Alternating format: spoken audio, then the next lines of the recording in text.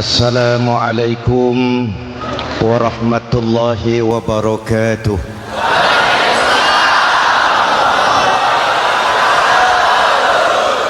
Alhamdulillahillazi ja'ala Ramadhana syahra siyami lil mu'minin. Wassalatu wassalamu ala asyrafil mursalin Sayyidina Muhammadin wa ala alihi wa sahbihi ajma'in, amma ba'du. Para ulama yang saya muliakan, para pejabat baik sipil maupun militer yang saya hormati, alhamdulillah malam ini atas izin Allah, mudah-mudahan yang kita laksanakan ini merupakan bagian dari amal ibadah kita di bulan suci Ramadan ini. Hadirin, reformasi terbesar adalah reformasi yang dilakukan oleh baginda Nabi besar Muhammad sallallahu alaihi wasallam.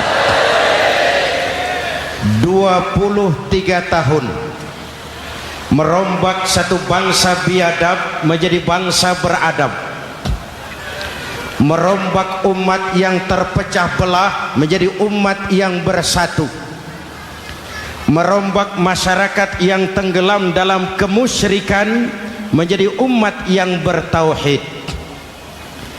Reformasi besar apa yang dilaksanakan oleh Rasul dan apa hubungannya dengan kita sekarang?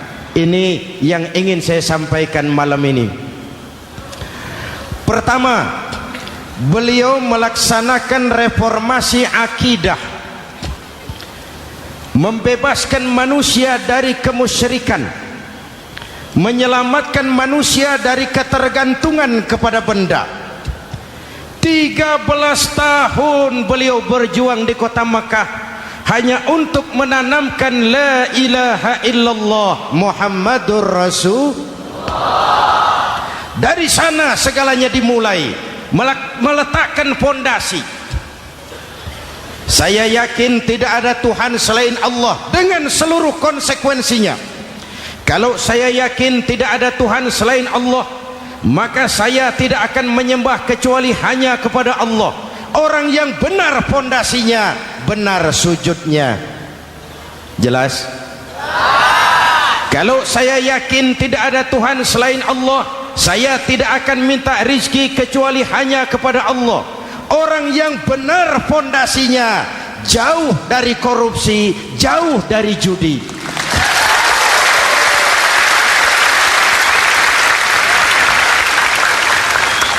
Kalau saya yakin tidak ada Tuhan selain Allah, saya tidak akan menggantungkan hidup kecuali hanya kepada Allah. Saya tidak akan melarikan persoalan kecuali hanya kepada Allah.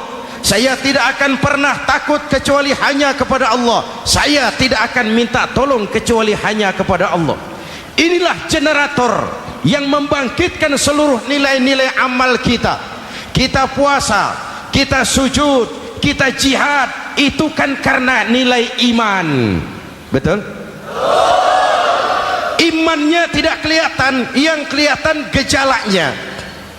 Mic ini berbunyi karena ada strom. Percaya apa tidak? Kelihatan stromnya? Kok tahu ada strom dari mana? Dari bunyi. Ada suaranya itu, ada stromnya. Kenapa? Bunyi. Lampu menyala karena ada strom. Kipas angin berputar karena ada strom. Betul? Jadi kalau ada strom bunyi dong. Kalau ada strom lampunya nyala dong. Kalau ada strom kipas anginnya muter dong. Artinya apa? Kalau ada iman sujud dong. Kalau ada iman jihad. Sudah dang dong.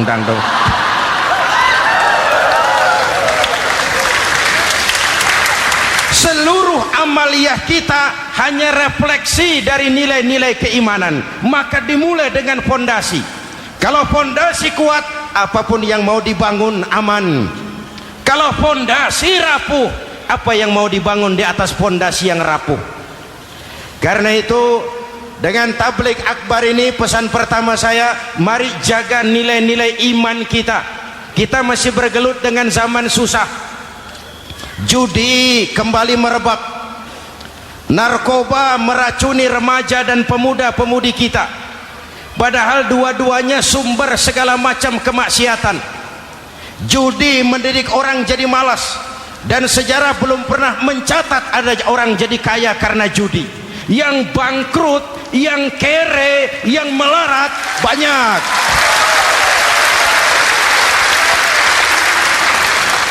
Makanya saya bersyukur di sini nggak ada yang judi.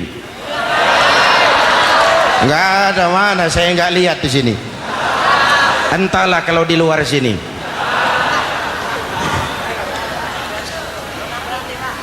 Judi itu penyakit, kalahnya bikin penasaran, menangnya bikin ketagihan. Itulah penyakitnya. Makanya lebih baik makan singkong betulan daripada makan roti mimpi. Ayo, makan singkong betulan, makan roti mimpi, lebih baik mana? Lebih baik makan roti betulan, Mas. Maksud saya, uang 4-5 ribu rupiah itu daripada belikan togel, daripada dibelikan pakong, daripada dibelikan macam-macam undian judi, lebih baik dibelikan beras, makan sama-sama. Hadirin yang saya hormati, karena iman kita hidup, untuk iman kita berjuang, dalam iman kita ingin kembali menghadap Allah Subhanahu. Dahulu pun orang-orang tua kita berjuang memerdekakan negeri tercinta ini. Apa faktor penggerak utamanya? Iman. Imanlah yang mengajarkan orang-orang tua kita, hubbul watan minal iman. Cinta tanah air bagian daripada iman. Lah, tanah air kita kan bukan Aljazair. Tanah air kita bukan Palestina. Tanah air kita bukan Mesir. Tanah air kita mencintai Indonesia bagian daripada iman. Yang datang menjajah kebetulan kafir. Nah ini, bertemulah cinta tanah air dengan semangat jihad yang diajarkan agama. Lalu bangkitlah para ulama, bangkitlah para kiai, bangkitlah para santri, berjuang memerdekakan negara tercinta ini. Saya tanya lagi, orang-orang tua kita dahulu berjuang melawan penjajah, senjatanya apa? Bambu runcing. Jenderal mana mau taruhan? Bambu runcing merdeka melawan tank. Bambu runcing merdeka melawan meriam. Bambu runcing merdeka melawan tentara-tentara profesional yang terlatih dengan baik. Menurut logika tidak mungkin. Menurut kebiasaan tidak bisa. Menurut rasio impossible. Entoh nyatanya kita merdeka. Lalu para pendiri Indonesia dengan jujur mencantumkan dalam mukaddimah Undang-Undang Dasar Negara kita kalimat yang berbunyi, dengan berkat rahmat Allah yang Maha Kuasa. Ada tidak itu dalam pembukaan Undang-Undang Dasar? Ada apa tidak?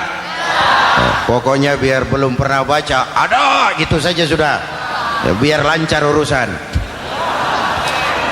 Saya yakin kalimat ini bukan lipstick, not decoration only. Kalimat ini pengakuan moral, pengakuan batin yang sangat jujur dari para pendiri Indonesia bahwa Allah campur tangan dalam proses kemerdekaan. Kalau tidak, nggak ada ceritanya bambu runcing merdeka melawan tank.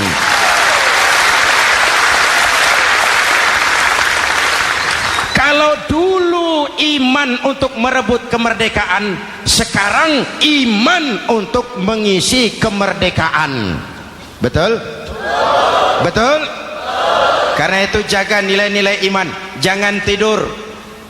kita sudah berhasil melaksanakan pemilu, sidang umum MPR sudah digelar, pemerintahan baru sudah terbentuk. Itu kita pilih bersama, kita dukung bersama. Mendukung itu tidak harus selalu iya, kula nuwun semohon dawuh kumaha juragan wae oke bos.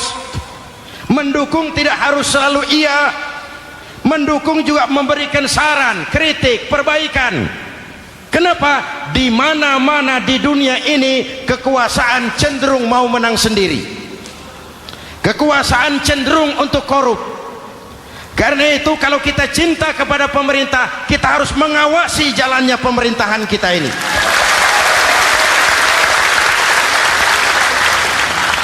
Pengalaman ketika Orde Baru berdiri, kita percaya, kita serahkan penuh, lalu kita tidur. Akhirnya kita jadi susah sendiri. Betul? Umat Islam tidak boleh jatuh dua kali di tempat yang sama. Hari ini lewat sini jatuh wajar, belum tahu barangkali. Besok lewat sini lagi jatuh lagi, goblok tenan. Masa jatuh dua kali di tempat yang sama itu bagaimana? Hadirin yang saya hormati, nilai-nilai iman, intan paling mahal, mutiara paling berharga, tidak lain nilai iman. Imanlah yang menyebabkan kita gembira menyambut datangnya Ramadan, menyingsingkan lengan baju, menghamparkan sajadah, melakukan pendekatan yang intens kepada Allah. Kenapa? Kita mengerti nilai Ramadan. Tempo hari saya berikan contoh, di tangan kanan saudara ada berlian, harganya 50 juta.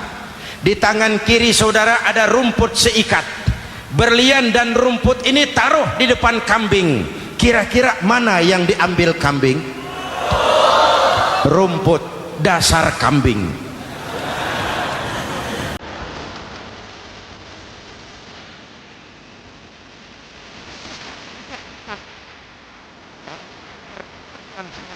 Katakan.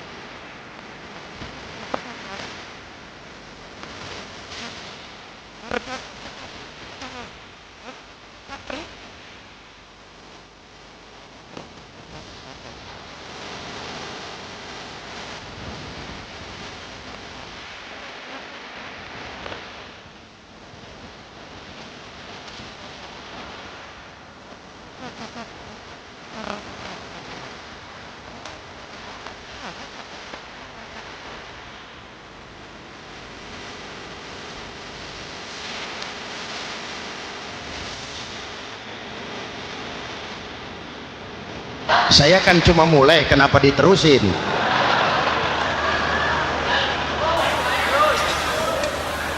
Hadirin yang saya hormati, jaga iman baik-baik, wariskan kepada anak-anak kita. Mereka harapan kita semua, mereka masa depan Indonesia. Akan bagaimana Republik Indonesia, bahkan akan bagaimana Islam di Republik Indonesia 20, 30, 40 tahun yang akan datang. Anak-anak kitalah jawabannya.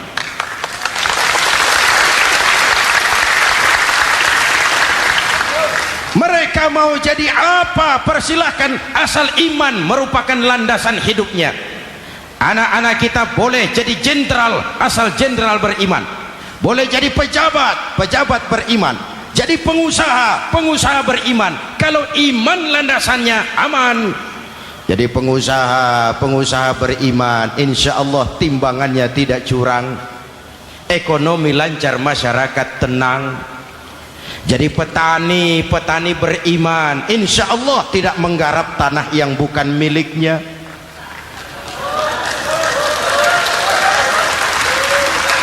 Jadi pejabat, pejabat beriman, insya Allah korupsinya sedikit.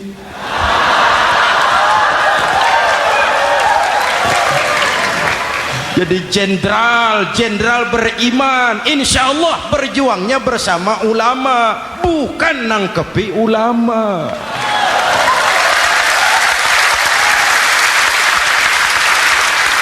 Jadi teknokrat, teknokrat beriman, jadi pengusaha, pengusaha beriman, jadi seniman, seniman beriman, jadi maling. Nggak ada, mana ada maling beriman. iman landasannya, insya Allah aman. Ini yang pertama. Yang kedua, baginda Nabi melaksanakan reformasi sosial. Berupa apa? Membebaskan manusia dari ras diskriminasi, mengikat manusia dengan tali akidah. Diciptakan kita dari laki-laki dan perempuan, dijadikan kita bersuku-suku dan berbangsa-bangsa. Bahkan Quran memulai dengan kalimat syu'ub, wa ja'alnakum syu'uban wa qabaila. Kami jadikan kamu berbangsa-bangsa dan bersuku-suku agar kamu saling mengenal satu dengan yang lain. Saya ingin mengulangi imbauan saya, mari kita tingkatkan kerukunan, 3 macam kerukunan. Pertama, rukun antar umat seagama. Sesama muslim harus rukun. Ya Pak? Ya Bu?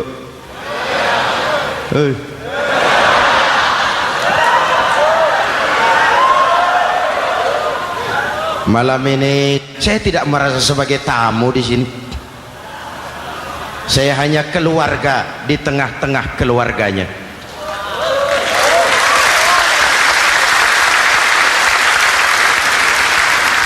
Di sepanjang Jawa kah saya, ke Sumatera kah saya, ke Kalimantan saya, ke Sulawesi saya, ke Irian Jaya saya, kemana saja saya pergi, di mana saja saya berada, saya hanya keluarga di tengah keluarganya. Sebagai muslim kita terikat akidah, sebagai bangsa kita punya komitmen, kita ingin bersatu nusa, satu bangsa, satu. Inilah kita. Hadirin yang saya hormati, rukun antar umat seagama. Hura-hura pemilu sudah lewat, ekses-eksesnya harus kita hilangkan. Boleh jadi kemarin-kemarin karena berbeda kaos sama teman gak teguran. Yang sudah-sudah, yang penting sekarang ke depan. Sudah capek kita rakyat diobok-obok. Sudah datang saatnya kita meluruskan saf, merapatkan barisan, menggalang semangat kebersamaan. Rukun antar umat seagama. Begitulah malam ini saya hadir di tengah keluarga sendiri. Yang mengikat kita apa? Akidah. Di masjid kita ditemukan, dan inilah simbol kehidupan umat. Tadi kita sholat isya dan taraweh di sini, menghadap ke arah yang sama, menyembah Allah Tuhan yang sama, melakukan gerak yang sama, membaca bacaan yang sama, dengan bahasa yang sama. Betul? Tapi kita datang dari segala penjuru. Kita datang dari sebelah lor, sebelah kidul, sebelah wetan, sebelah kulon. Di sini di masjid ini kita menghadap ke arah yang sama. Kita yang hadir di sini boleh jadi ada yang dari Sumatera, Kalimantan, Sulawesi, Irian Jaya, tapi kita adalah Indonesia. Jelas? Jelas? Saya sering kasih contoh, coba kalau sholat pakai bahasa masing-masing, ramai masjid, bingung malaikat. Ini Indonesia ramai karena tiap provinsi sholat pakai bahasa masing-masing. Kalau Riau bicara sendiri, Ambon bicara sendiri, Aceh bicara sendiri, Irian bicara sendiri, ramai masjid. Jelas? Jelas? Yang imam pakai bahasa Indonesia, takbir, Tuhan yang maha besar. Gagah sekali, bingung malaikat. Kembali kita kalau sholat pakai bahasa masing-masing. Betapa ramainya masjid, itu cermin dari bangsa yang tidak bisa menjaga kesatuan dan persatuan. Uni Soviet almarhum al-mal'un itu negara adidaya, negara adikuasa, bersama-sama dengan Amerika menjadi polisi dunia. Tetapi kemudian dihantam oleh glasnost yang kebablasan, Gorbachev terpental, Soviet pecah jadi negara kecil berkeping-keping. mimpi mengembalikan Soviet seperti dulu. Begitulah kalau kita biarkan benih-benih disintegrasi ini terus berkembang, tidak ada lem perekat, maka kita akan pecah berkeping-keping dan kita akan jadi satu bangsa yang kecil. Oleh karena itu, yang pertama, jaga kerukunan antar umat seagama. Berbeda pendapat boleh, berpecah belah jangan. Berbeda partai oke, tapi berbeda dalam wawasan bernegara jangan. Jujur saja, saya kemarin musim pemilu itu sudah agak pesimis melihat, batin saya menjerit, ya Allah, kenapa umat jadi begini? Kenapa umat harus terkotak-kotak? Terlalu banyak partai-partai Islam waktu itu, 20 lebih. Begitu sidang umum MPR berjalan, saya mulai melihat titik optimisme. Ada yang mengkristal, di mana orang tidak lagi melihat partainya, tetapi melihat nilai-nilai imannya. Itulah yang memang utama buat kita.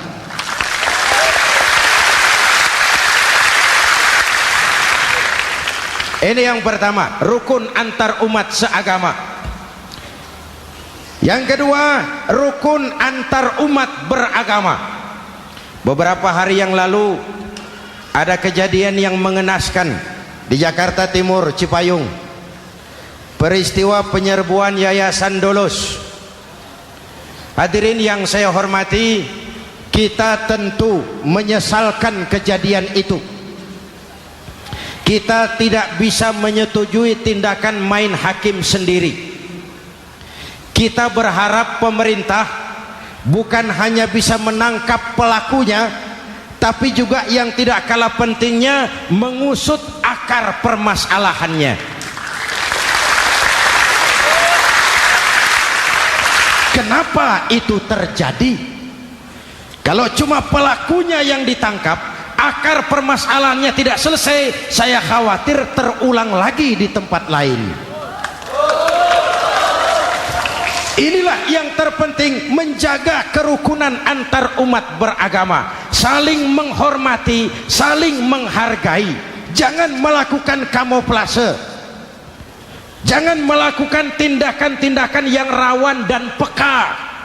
Misalnya umat Islam membangun masjid di tengah perkampungan orang Kristen, padahal tidak ada Islamnya di situ. Itu bisa menimbulkan kerawanan. Atau sebaliknya, membangun gereja di tengah perkampungan umat Islam yang tidak ada Kristennya di situ.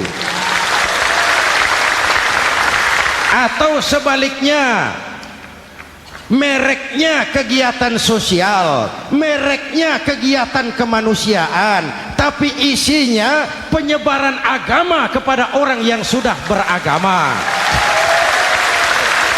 Itu pun bisa menimbulkan kerawanan. Jelas? Maka yang besar jangan mau menang sendiri, yang kecil harus tahu diri. Jelas? Mari saling menghormati, mari saling menghargai dalam batas lakum dinukum. Menangkap pelakunya penting, mengusut akar permasalahannya itu pun tidak kurang pentingnya. Hadirin yang saya hormati, Islam agama toleran, baik dari prinsip ajarannya maupun dari sikap umatnya. Islam agama yang rahmatan lil alamin. Kita punya kewajiban untuk membuktikan bahwa Islam bukan merupakan ancaman. Islam adalah alternatif. Islam adalah solusi. Islam bukan ancaman. Yang hadir di sini bukan perusuh, bukan umat biang kerok. Ini umat yang cinta damai.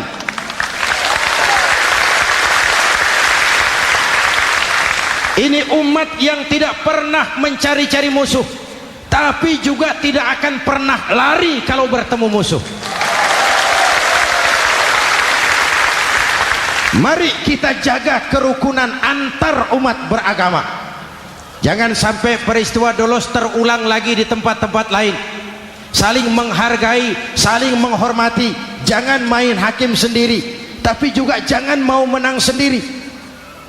Hadirin yang saya hormati, dengan menjaga kerukunan antar umat beragama, akar keutuhan kita sebagai bangsa semakin terpelihara. Lalu yang ketiga, rukun antar umat beragama dengan pemerintah. Tadi kita sholat di sini ada imam, ada makmum, betul? Kalau makmum siapa saja boleh, Mas. Tidak ada pemilihan makmum. Fikih itu ketat kalau sudah memilih imam. Nih makmum siapa saja. Pak, itu orang pemabuk itu, boleh jadi makmum. Suka mencuri, Pak, boleh jadi makmum. Bacaannya tidak fasih, boleh jadi makmum. Ketinggalan 1 rakaat, boleh jadi makmum. Tapi tidak tiap orang boleh jadi imam. Kenapa? Imam mau mimpin orang banyak.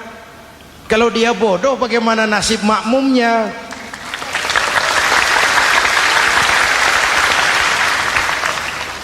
Ada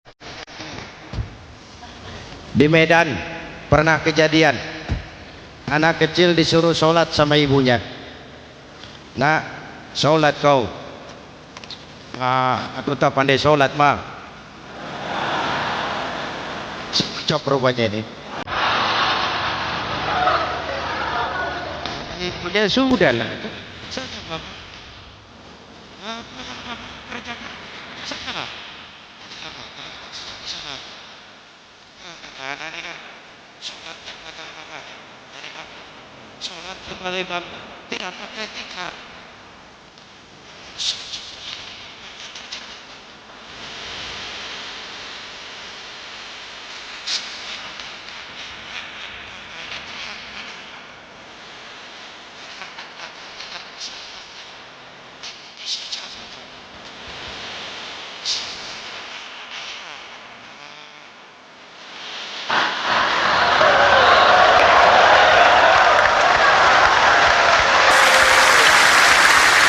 Lah, ada yang lebih gendeng lagi, mendengar anaknya mengadu, bapaknya menoleh ke belakang.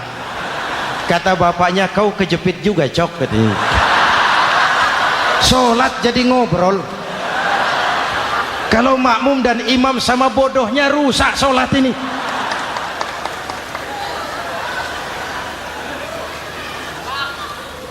Hadirin yang saya hormati, rukun antar umat beragama dengan pemerintah, pemerintah yang legitimate, yang dihasilkan lewat proses demokrasi. Benarnya kita dukung, salahnya kita tegur, kita kritik, kita perbaiki, kita berikan saran-saran yang baik. Sekali lagi, jangan tidur. Sudah lewat masanya. Kemarin-kemarin kita menghadapi satu masa yang penuh krusial. Sudah datang saatnya kita bersama-sama bahu-membahu mengatasi kesulitan besar yang tengah kita hadapi sekarang ini. Dengan 3 kerukunan ini, insya Allah keutuhan kita sebagai bangsa akan lebih terpelihara. Ini reformasi kedua. Dalam konteks kita sekarang, menjaga semangat kebersamaan. Saya sering mempopulerkan di masyarakat kita, umat Islam bangsa Indonesia seperti 5 jari ini. Kalau kompak, apa yang tidak terpegang? Tapi kalau berpecah belah, apa yang mau dipegang? Yang ini namanya ibu jari. Umaro ini, pemerintah. Kerja apa saja kalau sudah diginikan pemerintah, lumayan. Diginikan kiamat, Mas.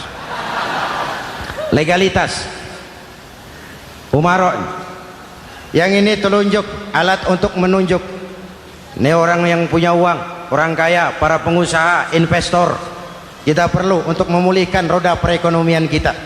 Di mana-mana kalau orang sugih nunjuk, lancar urusan, Pak. Coba kita yang melarat nunjuk-nunjuk ini, nggak laku, Pak. Makanya kata orang, serba salah jadi orang susah, tapi lebih susah jadi orang serba salah. Serba salah jadi orang susah, tapi lebih susah jadi orang serba salah. Telunjuk. Yang ini jari tengah lah ini, di tengah dia, ke kanan tidak, ke kiri tidak. milik semua golongan ini, netral. Siapa ini? TNI. Siapa ini? Cendekiawan. Siapa ini? Ulama idealnya itu. Milik semua, tidak kemana-mana tapi ada di mana-mana. Nggak bisa diajak suitan ini. Nggak ada anak-anak main kelereng suitnya begitu, itu nggak ada.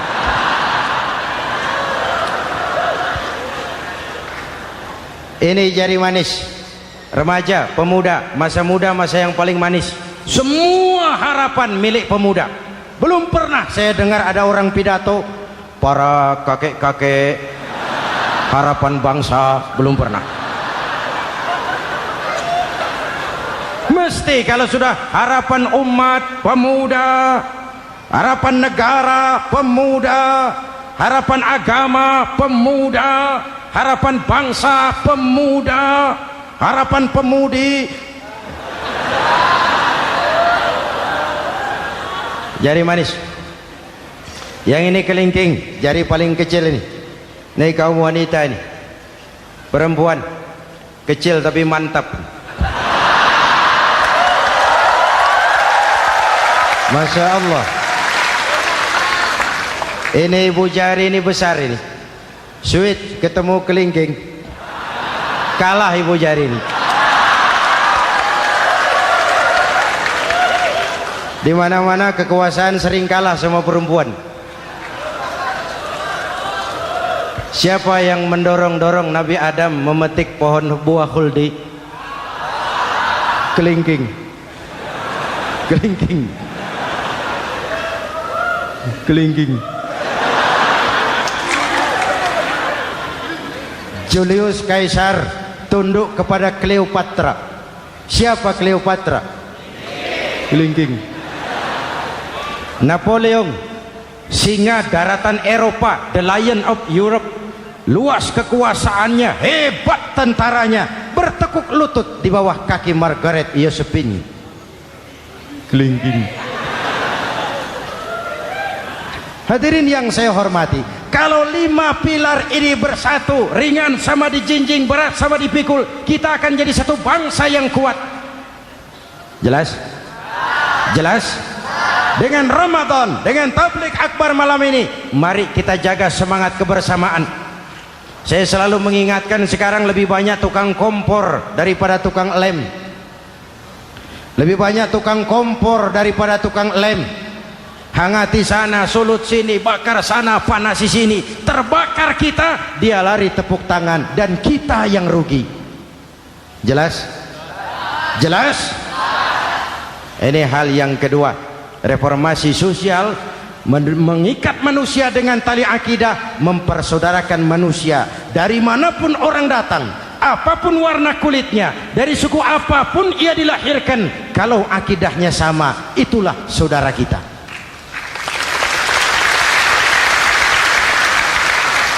Kembangkan terus kerukunan antar umat seagama, antar umat beragama, dan antar umat beragama dengan pemerintah.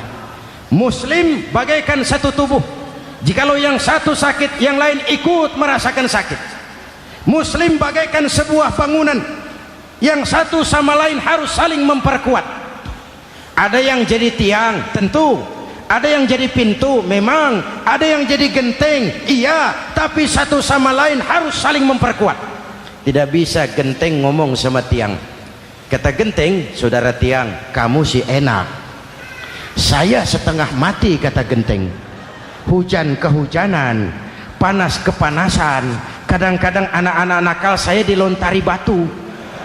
Kata genteng. Yang jadi tiang ngomong lagi. Kata tiang, saudara genteng, jangan sembarangan kalau ngomong. Kamu kira kamu bisa nongkrong di atas? Itu gara-gara siapa genteng? Aku yang topang dari bawah. Kata tiang. Kamu jadi anggota DPR, jadi anggota MPR, jadi pejabat, kami rakyat yang angkat.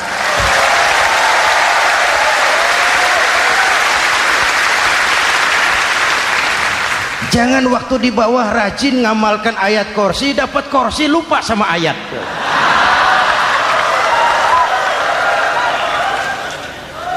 Mari ringan sama kita jinjing, berat sama kita pikul, duduk ya kita sama rendah, berdiri kita sama tegak. Tidak ada warga negara kelas 1 di Republik ini. Ini reformasi kedua. Yang ketiga, reformasi menegakkan keadilan, menyelamatkan manusia dari kezaliman. Sebelum Islam datang, sebelum Rasul datang, manusia dibedakan oleh hartanya, manusia dibedakan oleh warna kulitnya, manusia dibedakan oleh keturunannya. Beliau dengan tegas mengajarkan, innallaha la yanzuru ila suwarikum wala ila amwalikum walakin yanzuru ila qulubikum wa a'malikum. Allah tidak melihat potonganmu, Allah tidak melihat hartamu, yang Allah lihat itu hatimu dan amal perbuatan.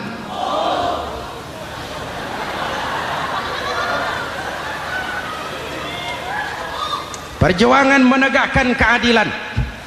Hadirin yang saya hormati, itulah yang menyebabkan reformasi kita menggelinding, menuntut keadilan, baik keadilan di bidang politik, keadilan di bidang ekonomi, keadilan di bidang hukum. Nabi pernah mengingatkan, hakim, kata Nabi, itu ada 3 macam.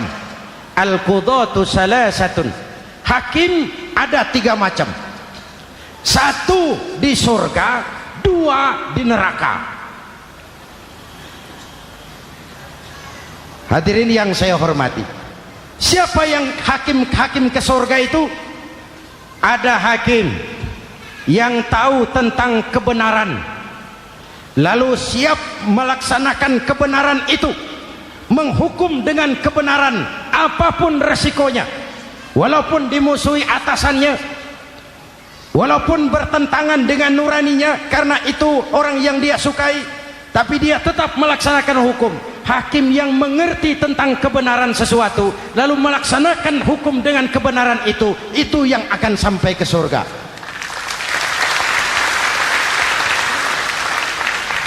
Yang kedua, ada hakim tahu tentang kebenaran tapi tidak mampu melaksanakan hukum dengan kebenaran itu.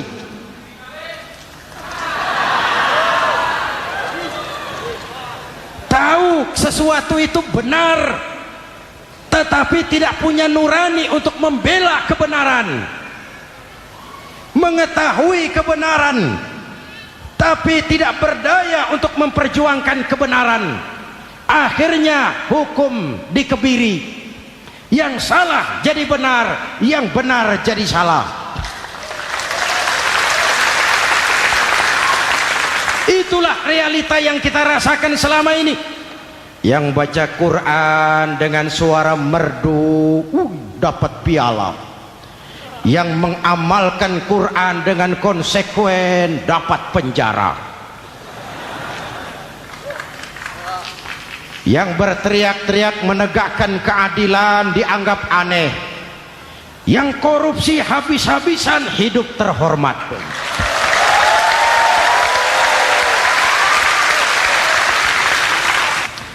Jadi yang kedua tadi hakim yang tahu kebenaran tetapi tidak mampu melaksanakan hukum sesuai dengan kebenaran, diperkosanya kebenaran, ditekannya hati nuraninya, sehingga ini yang mengakibatkan terlukanya perasaan keadilan.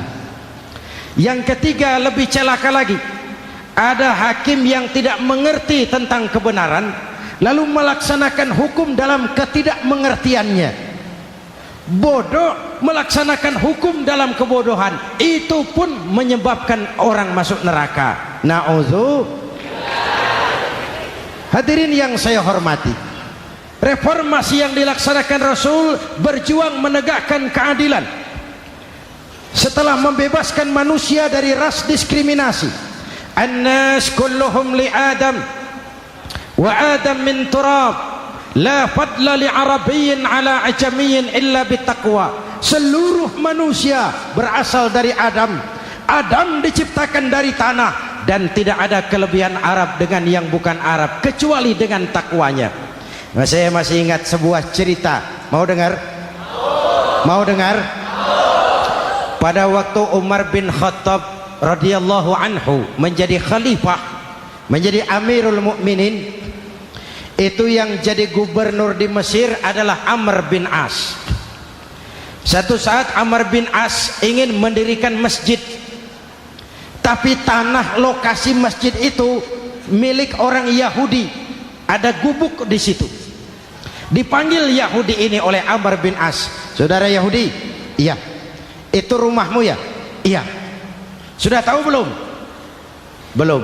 Ya memang saya belum kasih tahu. Begini, kamu bangun sembarangan saja, rumahmu kena jalur hijau itu. Lalu saya mau bangun masjid di situ. Ya tapi ada rumah saya, Pak. Sudahlah, rumahmu saya bayar, saya beli. Enggak mau, Pak. Rumah saya cuma itu-itunya. Saya bayar 2 kali lipat. Enggak mau, Pak. Enggak mau. Sudahlah, saya ganti rugi.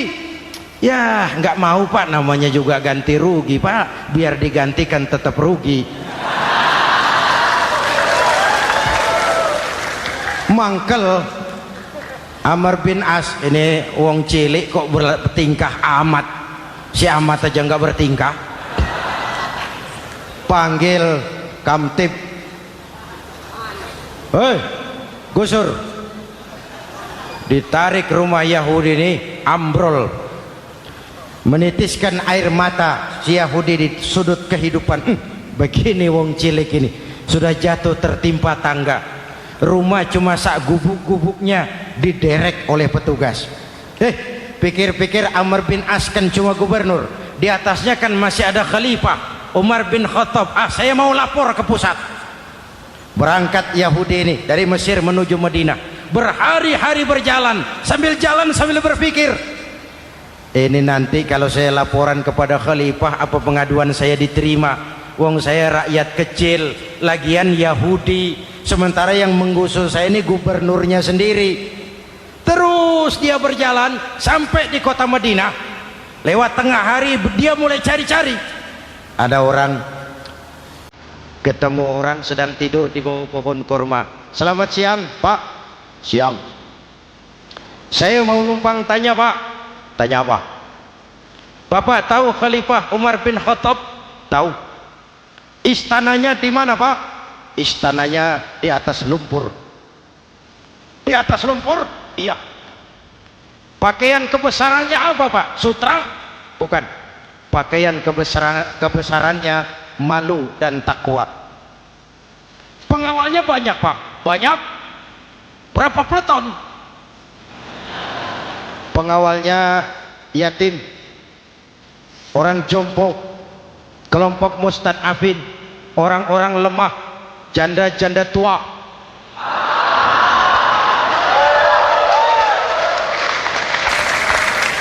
Itu pengawalnya. Pakaian kebesarannya malu dan takwa. Pengawalnya orang-orang lemah tidak berdaya. Kok begitu, Pak? Begitulah Umar bin Khattab. Orangnya sekarang di mana, Pak? Di depan kamu.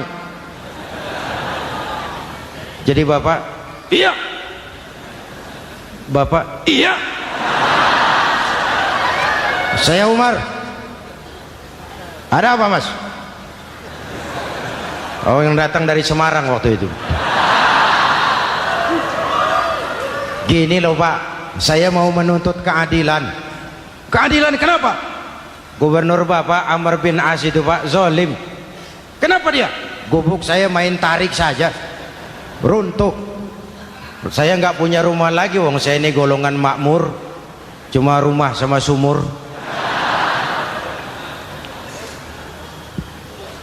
Lalu untuk apa? Katanya dia mau bangun masjid di situ, Pak.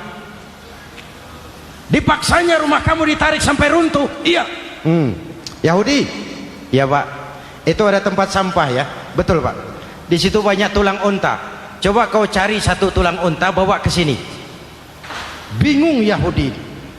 Pak, saya jauh-jauh dari Mesir ke sini ini mau cari keadilan. Kalau tulang unta di Mesir juga banyak, Pak. Sudahlah, kau ambil saja tulang itu. Berangkat Yahudi penuh tanda tanya, ambil sebuah tulang unta, diberikan kepada Khalifah Umar bin Khattab. Tulang ini diambil, Umar hunus pedangnya, dengan ujung pedang dibuat garis lurus di atas tulang unta itu. Rak. Selesai. Yahudi, iya Pak, sekarang kau kembali ke Mesir, serahkan tulang ini kepada Umar bin Amr bin As. Makin bingung Yahudi, jauh-jauh datang kemari kira mau dapat keadilan, cuma dapat tulang. Ya sudahlah, namanya wong cilik. Berangkat dia pulang ke Mesir, berhari-hari sampai di Mesir. Pak Gubernur, ya lapor. Ada apa Yahudi? Saya dari pusat. Loh, kamu dari Madinah? Iya Pak. Ngapain sih kamu ke sana-sana? Nuntut keadilan. Kamu bertemu Khalifah? Ketemu Pak. Terus? Tulang.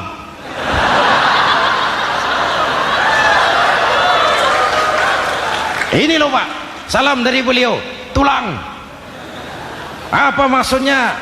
Aku nggak ngerti lah itu Pak. Yes, go rene. Diambil tulang itu. Amr bin As melihat ada garis lurus dengan ujung pedang, gemetar badannya, keringat bercucuran. Kepala proyek dipanggil. Mas, ini proyek masjid batal, gubuk Yahudi dirikan lagi. Loh Pak, kata kepala proyek, saya kan sudah menang tender Pak.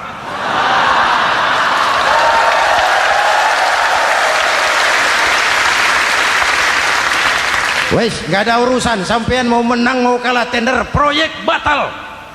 Itu gubuknya Yahudi dirikan lagi. Yahudi makin bingung, ada gubernur dapat tulang gemeter. Pak Gob, ya sebenarnya apa yang terjadi? Apa-apa, kamu sedikit-sedikit main pusat.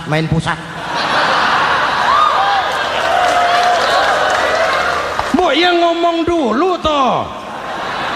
Ya kan awalnya saya sudah ngomong Pak, tapi gubuk saya tetap ditarik. Percuma ya saya ke pusat Pak. Saya dapat teguran keras dari Khalifah. Tahu kau apa artinya ini? Seolah beliau berkata, hei Amr bin As, jangan mentang-mentang sedang berkuasa kau bertindak seenakmu. Berlaku lurus dan adillah kamu seperti lurusnya garis di atas tulang ini.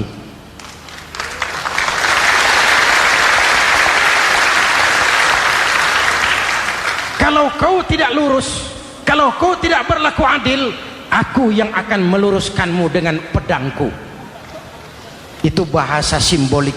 Siapa yang nggak gemeter? Kamu. Pusat.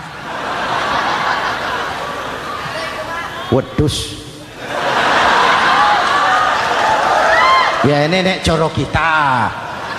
Oh Pak, kalau begitu Islam adil ya Pak? Adil. Jadi saya menang Pak? Menang kamu. Padahal saya Yahudi. Tapi menang ya? Menang. Pak sudahlah kalau begitu Pak. Bagaimana? Itu gubuk saya ambil saja Pak. Tanah-tanahnya sak gubuk-gubuknya Bapak ambil. Silahkan kalau mau dibangun masjid. Tidak cuma sekedar itu Pak. Mulai hari ini Bapak dengarkan, asyhadu an la ilaha illallah wa asyhadu anna muhammadar rasulullah.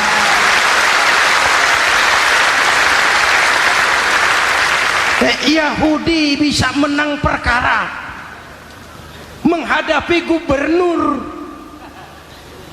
Kalau ini terjadi di Indonesia,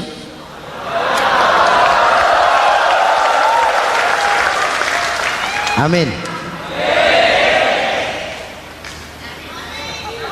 Oke, lalu siapa pemimpin adil itu? Setiap kita kan pemimpin. Presiden pemimpin di negaranya, gubernur pemimpin di provinsinya, bupati pemimpin di kabupatennya, Pak Camat pemimpin kecamatannya, Pak Lurah pemimpin di kelurahannya, suami pemimpin di rumah tangganya, anak muda pemimpin bagi dirinya. Dan setiap kita akan dimintakan tanggung jawab. Anak muda pemimpin buat dirinya, nanti diminta tanggung jawab. Hei, kakimu kau bawa jalan kemana? Tanganmu ngambil apa? Lidahmu bicara apa? Matamu menteleng, apa yang dilihat? Seluruhnya akan dimintakan pertanggungan jawab. Marilah kita jadi orang yang adil kepada diri, kepada keluarga, dan akhirnya kepada masyarakat, bangsa dan negara. Hadirin yang saya hormati, satu ayat yang sering dibaca pada akhir khutbah khatib Jumat, innallaha ya'muru bil adli wal ihsan. Allah memerintahkan kamu berlaku adil dan berbuat ihsan. Tidak sekadar adil tapi ihsan. Ihsan nilainya lebih tinggi dari adil. Contoh, nak, tolong taruh telur itu di pinggir meja. Anak yang adil apa adanya, ditaruh telur di pinggir meja.